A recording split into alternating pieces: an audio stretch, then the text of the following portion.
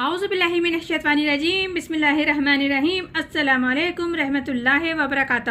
جیسے کہ کل بھی ہم نے سورہ آل عمران کی چند آیتوں کا ترجمہ تفسیر و خلاصہ بیان کیا تھا، جس میں ارشاد ربانی ہو رہا تھا یہ قصے غیب کی خبروں میں سے ہیں جو ہم بھیجتے ہیں تجھ کو اور تو نہ تھا ان کے پاس، اور وہ جب ڈالنے لگے اپنے قلم کہ کون پرورش میں لے گا مریم کو، تو اس وقت بھی تو نہ تھا کہ جب وہ جھگڑتے تھے آپس میں۔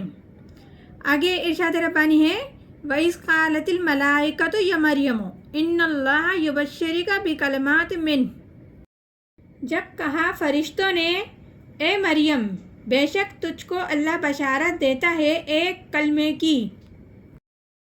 اب اس آیت میں بتایا جا رہا ہے کہ اب یاد کرو جب کہا فرشتوں نے مریم سے کہ اے مریم یقیناً اللہ تعالیٰ تمہیں بشارت دے رہا ہے ایک ایسی ہستی کی جو خاص کلمہ ہوگا اس کی جانب سے۔ کس کی؟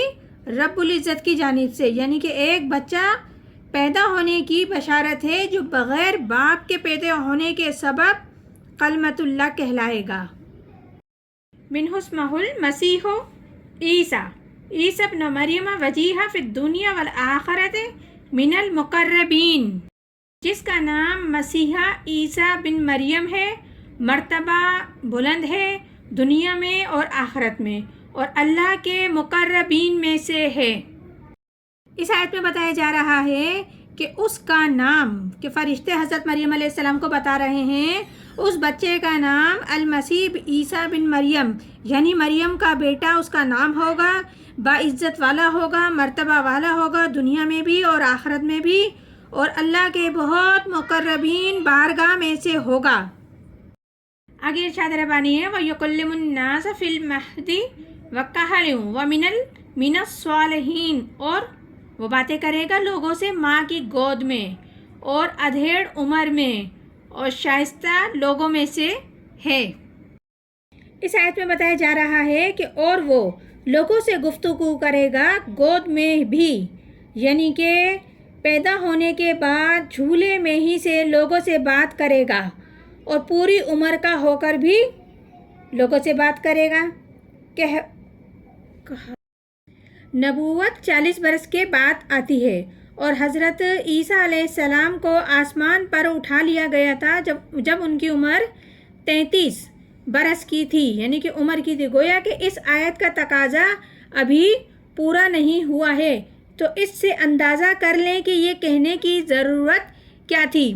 پوری عمر کو پہنچ کر تو سب ہی بولتے ہیں، لیکن یہاں اللہ تعالیٰ اشارہ دے رہے ہیں کہ ان کو اٹھا لیا گیا تھا 33 سال کی عمر میں، وہ اپنی پوری عمر بھی پائیں گے، تو لہٰذا اس لیے ہمیں معلوم ہو جائے کہ حضرت عیسیٰ علیہ السلام پر ابھی موت واقع نہیں ہوئی، بلکہ وہ واپس آئیں گے، دوبارہ دنیا میں اتارے جائیں گے، اور پھر اس آیت کے مطابق ان کی وہ عمر بھی ہوگی، جیسے کہ فرمایا گیا کہ وہ بڑی عمر کو پہنچ کر بھی بات کرے گا، یعنی کہ نیکی کی بات کرے گا، اصلاح کی بات کرے گا، لوگوں کو دین کی طرف دعوت دے گا اور دین کے لیے کام کرے گا، کیونکہ وہ صالحین میں سے ہے، اللہ کے پسندیدہ بندوں میں سے ہے اور منتخب کیے ہوئے پیغمبروں میں سے ہے۔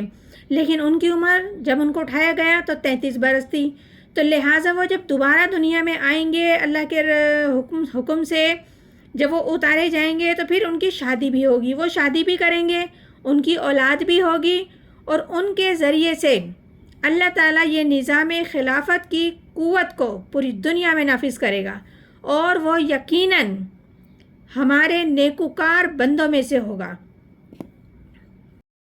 جب فرشتوں نے حضرت مریم علیہ السلام کو اتنی سب باتیں بتائیں اور بیٹے کی خوشخبری بھی سنائی اور اس کا پورا مکمل بتایا کہ کس طریقے سے ہوگا، تو حضرت مریم تھوڑا گھبرا گئیں، کنفیوز ہو گئیں، اور کہنے لگیں کیا؟ قالت ربی انی یکون لی ولد ولم یمسسنی بشر، وہ بولی اے میرے رب کس طرح ہوگا میرے لڑکا، حالانکہ ہاتھ نہیں لگایا مجھ کو کسی بھی بشر نے۔ تو پھر رب العزت کیا فرماتے ہیں؟ قال کذالک اللہ یخلق ما یشاء الا قضاء امر فانما یقول له کن فیکن۔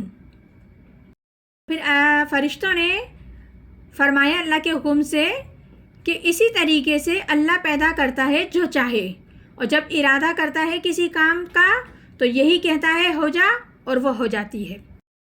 تو اس آیت میں فرشتے حضرت مریم علیہ السلام کو بتا رہے ہیں کہ اللہ تعالیٰ کو کسی وسائل کی اختیار کسی چیز کی ضرورت نہیں ہے۔ اللہ جس طرح جو چاہے تخلیق کرنا چاہے سو وہ ہو جاتا ہے۔ اس کی تو منشا ہوتی ہے کہ وہ بس ارادہ کرتا ہے، کسی چیز کا ارادہ کرتا ہے، اسے حکم دیتا ہے کہ ہو جا تو وہ ہو جاتی ہے۔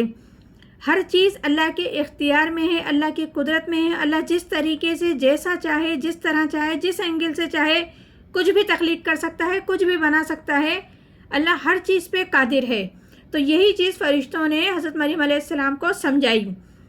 تو یہ سورہ آل عمران ہے جس کی ابھی ہم نے چند آیتوں کا ترجمہ تفسیر و خلاصہ بیان کیا ہے۔ انشاءاللہ تعالی مزید بھی ہم آگے کرتے رہیں گے۔ پروردگار عالم ہم سب کو قرآن پاک صحیح طریقے سے سمجھنے، پڑھنے اور عمل کرنے کی توفیق عطا فرمائے۔ آمین ثم آمین۔ جزاک اللہ۔